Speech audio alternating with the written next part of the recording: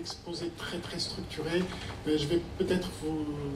C'est plutôt une forme de séminaire, donc l'idée c'est de peut-être vous provoquer, de faire...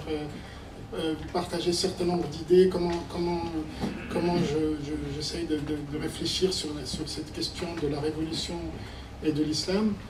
Nous avons un recul d'une trentaine d'années ou un peu plus par rapport à cette question de la révolution. Et l'émergence de l'islamisme ou de l'islam politique a commencé dans les années 60 ou 70, mais le moment déclencheur, ça a été avec la révolution iranienne. Et nous étions un certain nombre dans les années 70. À l'époque, les grands prophètes, c'était Che Guevara, c'était Marx, les gens sortaient dans les rues, défilaient Mao. Et donc, l'aspect religieux était très déconsidéré, même considéré comme réactionnaire à l'époque. Pendant les années 60, pendant longtemps, c'était l'arabisme qui tenait le haut du pavé. Et la montée de l'islamisme, elle est venue disons, signalée par la révolution iranienne, mais nous étions un certain nombre à sentir que le facteur religieux pouvait être un ferment révolutionnaire. Et beaucoup de gens ont travaillé sur cette question, ont cru que l'islam politique pourrait conduire à une forme de révolution de la société. Et l'islamisme donc a pris son essor durant les années 80 et 90. Nous avons un recul maintenant et la question c'est de voir qu'est-ce qui va se passer, qu'est-ce qui se passe au-delà, est-ce qu'il y a un au-delà de l'islam politique. Maintenant que les islamistes accèdent au pouvoir de manière, disons, assez normale et plutôt, disons, par les urnes et avec l'accord des chancelleries européennes et américaines. L'idée il faut comprendre l'émergence de l'islamisme, pas simplement comme... Moi, je ne définis pas l'islam politique comme une pensée essentiellement très riche sur le plan du programme. Si vous pensez les idéologues, disons, ils sont à peu près, disons, ils tiennent dans la poignée d'une main. C'est Hassan al-Banna, le fondateur du mouvement des frères religieux, Maududi, voilà, je fais passer le slide où il y a ces 3, 4 à 5 penseurs essentiellement. Et donc, vous n'avez pas une théologie politique extrêmement riche. Elle se légitime par rapport au passé, par rapport à Ibn Taymiyyah, mais si vous voulez, les penseurs de l'islam politique sont assez peu nombreux. Et, donc moi, ce qui me frappe dans ce mouvement qui a pris tant d'importance, c'est plutôt l'aspect empirique, la présence sur le terrain. Nous avons évoqué dans une session précédente la faiblesse de l'État ou des institutions. Et l'islamisme, moi je le vois plutôt dans le terrain, je l'ai observé dans divers terrains, au Maroc, en Algérie, en Égypte. Sa force, il la tient justement au niveau local. Et donc, il arrive dans un contexte déjà historique qu'il faut situer. D'abord, il y a la phase de colonialisme, la phase de modernisation, la rencontre avec la modernité. Donc, il y a une sorte de processus qu'il faut voir dans l'exode rural. C'est l'effondrement des structures traditionnelles. Vous aviez auparavant, avant disons, la période coloniale, il y avait un rapport entre ville et campagne assez bien structuré, donc une grande majorité de la population vivant dans les campagnes et encadrée par des réseaux plutôt confrériques, mystiques, les tariqas, donc l'aspect un peu plus soufi, un peu plus informel, un système plus populaire, moins scolastique. Et dans les villes, c'était des lieux d'enseignement, de diffusion d'un islam, disons, plus classique. Donc il y avait cette répartition.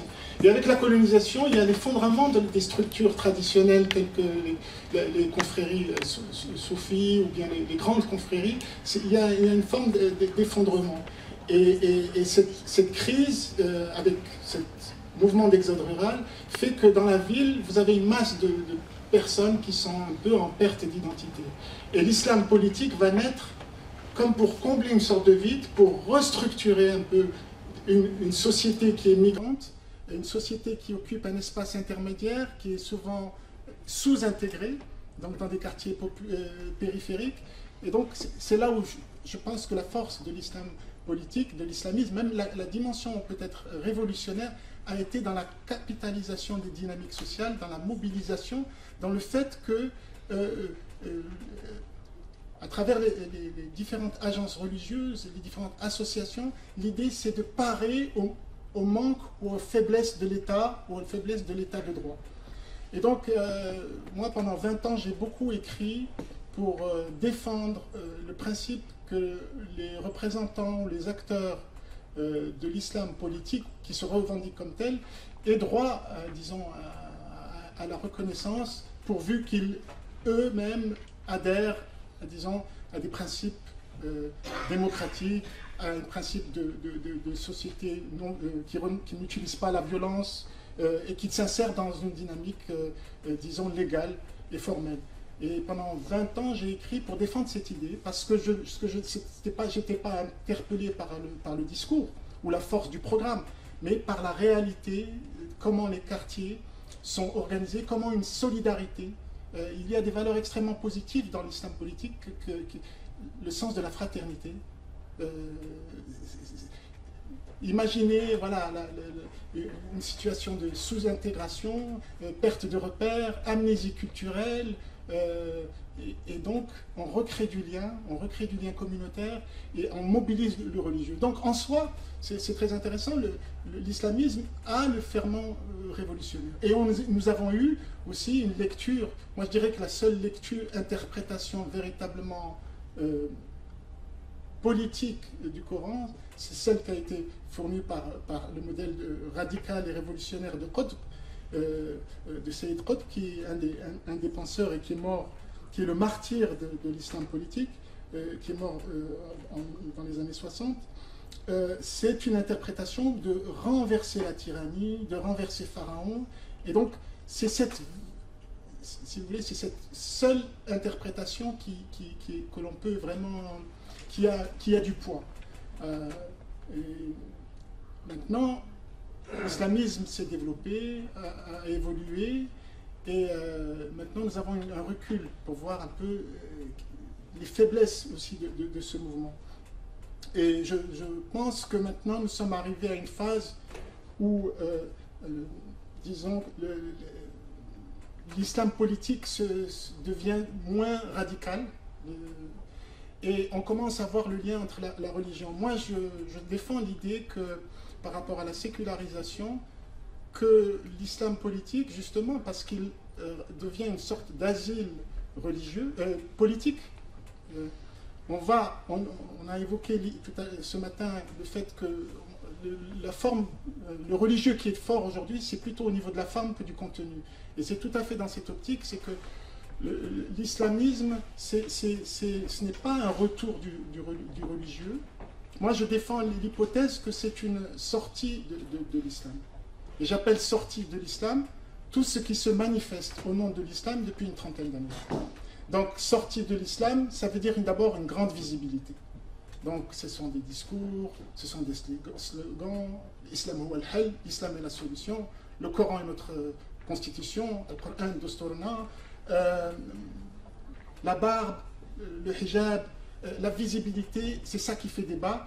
Donc c'est la première phase de la sortie. Donc c'est une manifestation, une visibilité. Mais dans une seconde lecture, on voit que justement, parce que le contenu, la perte de contenu, on est dans la modernité ou la post-modernité, donc on est dans une forme d'évanescence aussi. Donc on évoquait la question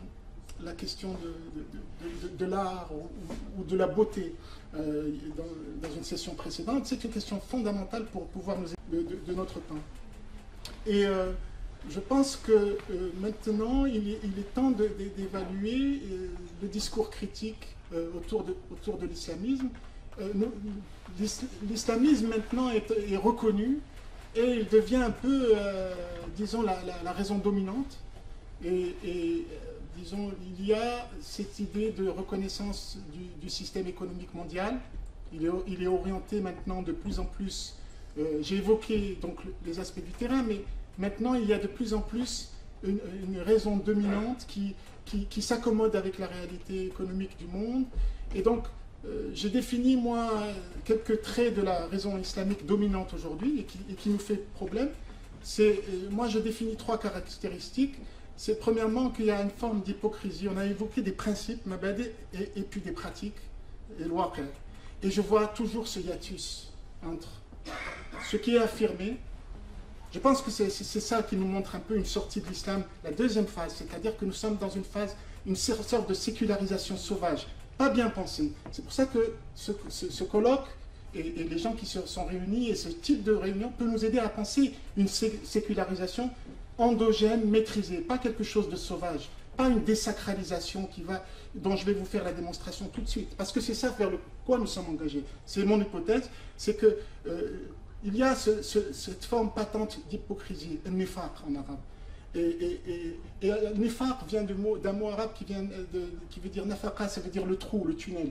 Et l'idée, c'est d'aménager différents trous pour pouvoir avoir plusieurs visages ou pouvoir avoir plusieurs voies de sortie.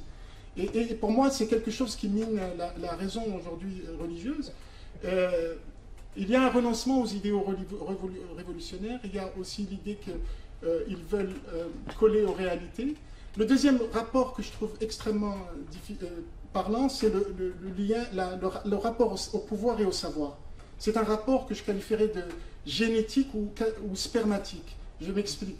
C'est-à-dire que on fonctionne en termes de filiation, de modèle hiérarchique de l'arbre, de généalogie, de chaîne de transmission, de isnad. On sait que, et ça c'est la force disons, du monde de la bédouinité. Ce n'est pas tellement les principes de l'islam qui apparaît comme une forme de révolution religieuse. Et donc, on est dans le père de Abu, Ibn, le maître de, le disciple de. Et on est dans ce rapport-là qui mine, qui caractérise cette raison dominante. Et puis, un troisième aspect, c'est qu'on est dans un mécanisme d'interprétation des textes religieux.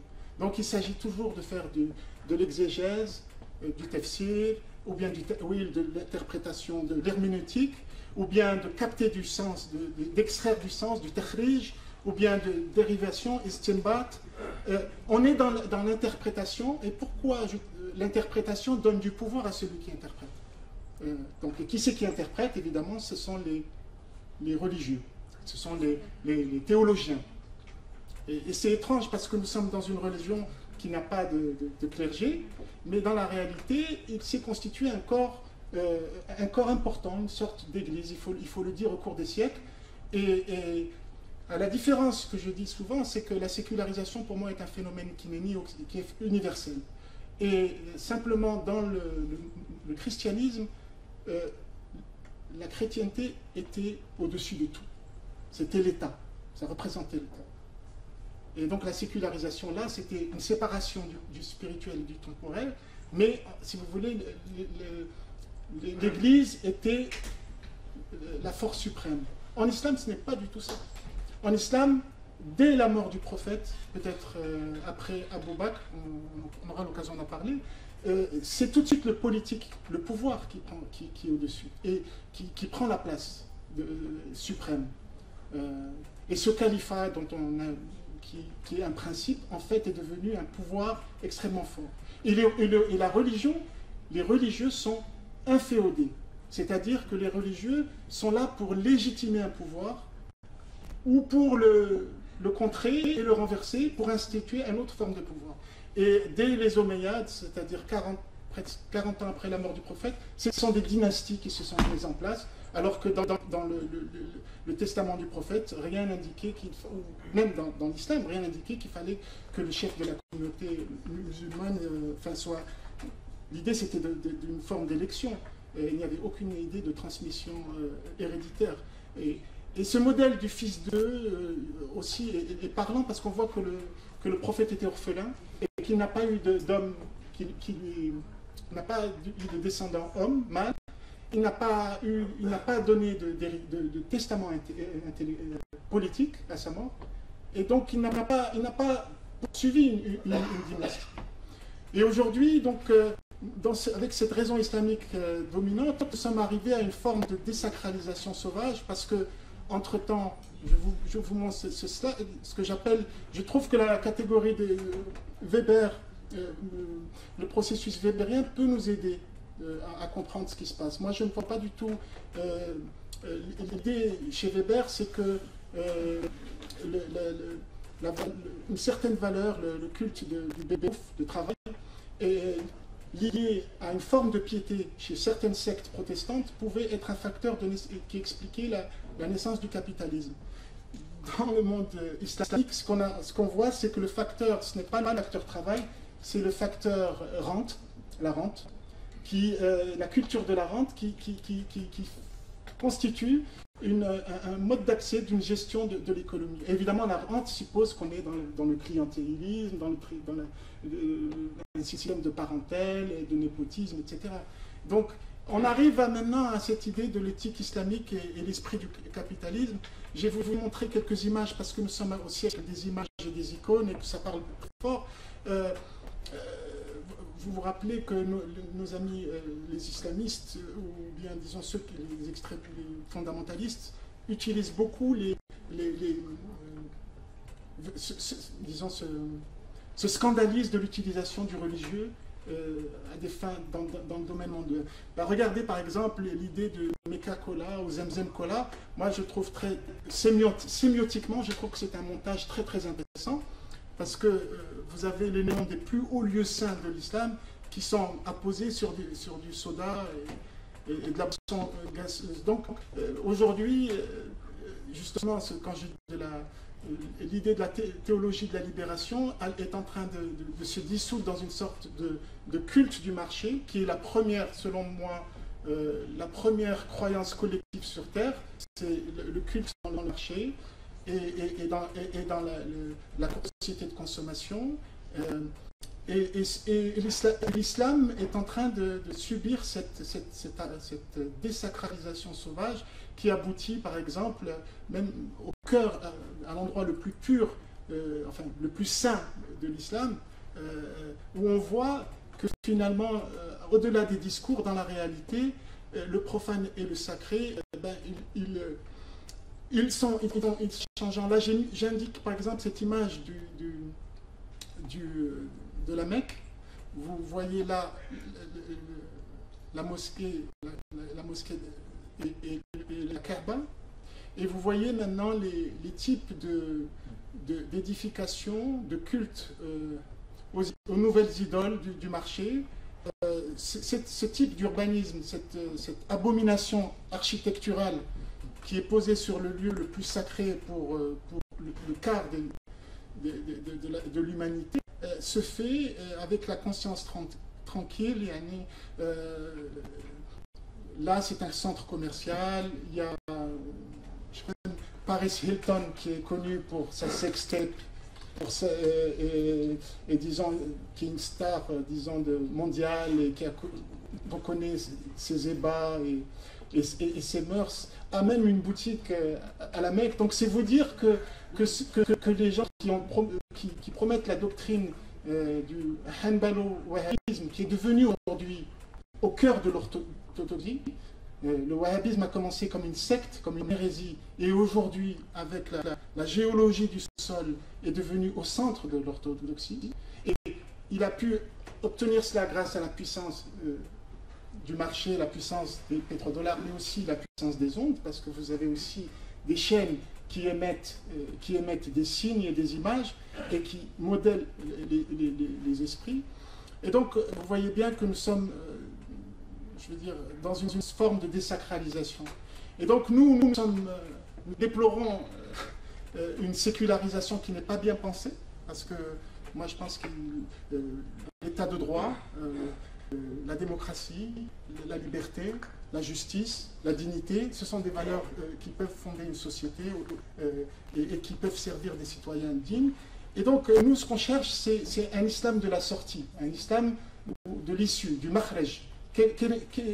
comment sortir?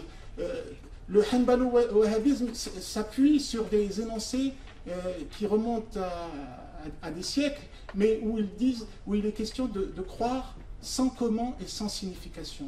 Et le problème, nous, c'est comment. Comment trouver un islam qui nous éclaire, qui nous sorte de nos contradictions profondes. Et je définirai, moi, la nouvelle raison islamique. Je travaille modestement, à mon modeste niveau, en m'enrichissant des travaux d'éminents chercheurs qui sont parmi nous et d'autres.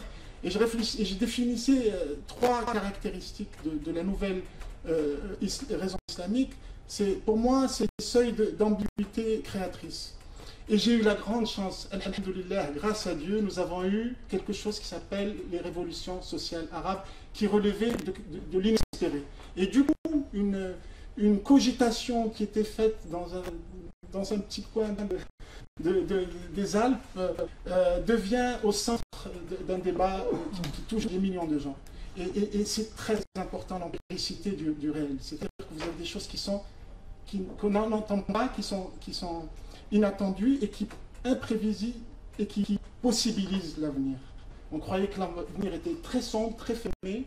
Et depuis les révolutions sociales, pour moi, les révolutions ont déjà accompli l'essentiel. C'est une révolution mentale. C'est l'idée que nous sommes passés dans une société horizontale, où c'est essentiellement le rapport au pouvoir et au savoir qui s'est joué durant l'année 2011, l'année lumière. C'est essentiellement ça. Je ne suis pas du tout intéressé, moi, par savoir quelle est l'équipe qui va gouverner tel ou tel pays dans les 6 mois ou dans les 1 mois. Ce que je vois, c'est que 50 ans après l'indépendance, nous abordons ce qui aurait dû être joué au moment des indépendances de l'Algérie. Je me rappelle notamment les espoirs, ou bien au moment de la révolution égyptienne de Nasser. Donc, ce qui se jouait, ce qui devait être débattu à cette époque est en train d'arriver, et ça va prendre quelques décennies. Nous parlons d'une échelle de 30 à 50 ans. Et donc, ce que je vois avec les révolutions sociales, ce qu'a évoqué notre ami Farhad tout à l'heure, c'est une nouvelle raison, et moi j'ai différé la raison islamique, celle de l'islam de la sortie, celle qui nous aidait à négocier, et être aussi en rapport avec les philosophies, les sciences de notre temps, parce que nous sommes dans un siècle d'explosion des connaissances. Comment pouvons-nous honnêtement rester accrochés à un savoir théologique qui me rappelle d'ailleurs, voilà, le dilemme infernal. Je cite cet artiste Monir Fatmi qui m'aide beaucoup à penser. Je disais que l'art aide à penser. Voilà, nous sommes depuis 2 siècles engagés dans une sorte de réforme, et nous sommes en train d'essayer de boire le même café, de tourner autour d'un carrousel sacré, enfermé dans un cycle, et nous sommes dans un casse-tête. Et ce qui est intéressant dans la nouvelle réforme islamique, c'est je vois déjà la complexité. Le premier caractère, c'est admettre la complexité, une complexité organisée. Ne pas, à la place du nifaq, de parler d'ambivalence. Le fait qu'il y a une polysémie, que les mots ont plusieurs sens. Ils ont des mots, des sens parfois opposés. Il y a une classe de mots en arabe, les abdad, qui ont des sens opposés. En arabe, il y a des mots qui disent une chose et son contraire. Et il y a toute une polysémie de termes. Donc c'est admettre la richesse lexicale, l'ambivalence profonde de la langue arabe et l'ambivalence profonde du réel. Et le Coran reflète cette ambivalence. Deuxième chose, c'est admettre à la place d'un rapport spermatique au pouvoir et au savoir, un mode adventiste, rhizomatique, horizontal d'accès au savoir au pouvoir. C'est ce qui est en train de se passer à l'échelle de la planète. Et ça, nous ne sommes pas du tout au niveau des principes, nous ne sommes pas du tout en opposition, parce que dans le Coran et le message de l'islam, sur le plan du principe de l'ordre, il n'y a pas de notion de père de fils d'eux, comme ça existe dans la Trinité, ne fait pas du tout sens. Il y a un verset qui le dit très clairement. Dieu n'est pas engendré, il n'engendre pas. Les hommes sont essentiellement, les hommes et les femmes sont des frères et sœurs. Donc le modèle de la fraternité, il y a un Dieu unique, c'est une chose très importante, qui caractérise le dogme, le cœur du dogme islamique, mais il y a une fraternité infinie. Les hommes et les femmes sont frères. Et il y a une seule mère, c'est la Ummah. Parce que le mot Ummah dérive du mot mère. Et donc l'idée aussi, c'est que plutôt que le pouvoir ou l'autorité, dans la nouvelle forme de raison, donc cette forme, c'est la puissance. Et les peuples arabes nous ont montré ce que c'est que la puissance peut aller tout pouvoir. Il y avait des phrases magnifiques. Ya ayyuha al-hakim al-arabi, jalal al-shah yukhatibukum. Toi, ô dirigeant arabe, Sa Majesté, le peuple, s'adresse à toi. Et donc il y a eu quelque chose de très très important qui s'est passé dans cette majesté des peuples en mouvement. Et l'effet de puissance, on peut le comparer à une forme comment dirais-je, de tremblement de terre ou de crue. C'est ce phénomène de cet ordre-là, sismique. Et enfin, la troisième caractéristique, c'est qu'au lieu d'interpréter, je propose et de chercher le sens, parce que c'est des mots comme ça, oui, c'est la quête du sens, c'est absolument, je trouve ça totalement ridicule, puisque nous sommes dans un monde où il n'y a pas de sens. Hein? Croire, il s'agit de croire sans comment, sans ça. C'est ça qui est en train de triompher. C'est ce qu'on a vu dans ce modèle, dans cette Mecque et dans cette architecture kitsch, c'est ça. Une sorte d'absurdité islamisée, voilà, il n'y a pas de sens et on ne se pose pas de questions. Plutôt que la quête du sens, moi je propose la production de sens. Donc l'idée que c'est l'action, c'est de s'impliquer dans l'événement, qui deviennent des lieux de production du sens. Et donc agir sur le monde, c'est produire le sens. Et rompre avec l'idée qu'il y a une signification préexistante. Regardez comme, encore une fois, l'empiricité du réel, regardez comme ces révolutions arabes sont riches de sens. Elles sont possibilistes. Et là, il y a eu une formidable production de sens, et je dirais que ce réveil, je le considère comme l'événement sociétal le plus important depuis 14 siècles, depuis la mort du prophète. يعني بالنسبة لي الثورة العربية هي أعظم حدث اجتماعي منذ 14 قرون، منذ موت النبي محمد عليه الصلاة والسلام. Pour moi, je pense que c'est ça produire le sens, c'est être dans l'action. Et nous avons peut-être oublié un peu cette dimension. Par rapport, je vais conclure sur la pensée, nous n'avons pas de... Quand je dis qu'il y avait une sortie de l'islam, nous n'avons pas eu de renaissance spirituelle. Le retour du religieux, le recours du religieux ne s'est pas accompagné d'une revivification de la spiritualité. Nous n'avons pas des nouvelles interprétations autres que l'interprétation politique qui a prévalu. Et nous avons besoin, par rapport à l'immensité des défis de la société du XXIe siècle, et dans une société, dans une civilisation qui sera mondiale ou qui ne sera pas, parce qu'il n'y aura pas une nouvelle... je veux dire, nous sommes dans la fin du cycle occidental, mais la prochaine civilisation, elle sera globale. Nous sommes tous embarqués dans une sorte de vaisseau titanique. Donc, l'islam représenterait le quart de l'humanité, elle doit participer. Quelle est la contribution des musulmans? Donc, il est important de relier aux philosophies majeures, aux sciences de notre temps, et puis en utilisant ce dialogue que, par exemple, Mohamed Iqbal avait fait dans son temps, je pense que, moi je dirais que la seule véritable pensée spirituelle du XXe siècle, je l'ai trouvée dans un petit livre de Mohamed Iqbal, The Reconstruction of the Religious Thought in Islam. Ça avait été publié en 1931. C'était un homme qui avait simplement été 80 ans en avance sur notre temps et qui dialoguait, qui parlait de l'essence de ce qu'est l'islamité profonde, et il dialoguait avec les philosophies majeures de son temps, parlant de la relativité de l'espace et du temps selon Einstein, parlait de Bergson, discutait de la biologie, la notion d'évolution, etc. Nous sommes très loin de ces débats, mais il nous faut absolument revenir à ces questions qui sont des questions les plus centrales de notre temps. Et donc, je pense que ce qu'on pourrait imaginer libéré de la peur, libéré du rapport hiérarchique et engagé dans un rapport de fraternité infinie, d'une conversation créatrice aussi sans fin, ça serait de repenser, de reprendre, de partir du texte coranique et de voir moi j'ai schématisé un petit peu, le Coran est un condensé de l'univers. J'ai représenté les différentes aspects qui sont développés. On peut ranger l'ensemble des versets du Coran selon qu'ils soient des versets qui relèvent à la dimension anthropologique ou à la dimension cosmologique. Il y a beaucoup de versets qui parlent de l'univers, de l'histoire de l'univers, de la perplexité du croyant face à la grandeur de l'univers. Il y a des aspects méthodologiques, c'est-à-dire que le Coran parle de lui-même comme métapreuve. Il y a des aspects qui relèvent de la biologique, la fitra, cette idée de spontanéité, de nature, de religion naturelle. L'islam, dans cette idée, est l'idée que l'islam est une religion simple. Et c'est pour ça que c'est très important de dire que l'islam a pour principe aussi de ne pas d'être des intermédiaires entre l'individu et son créateur.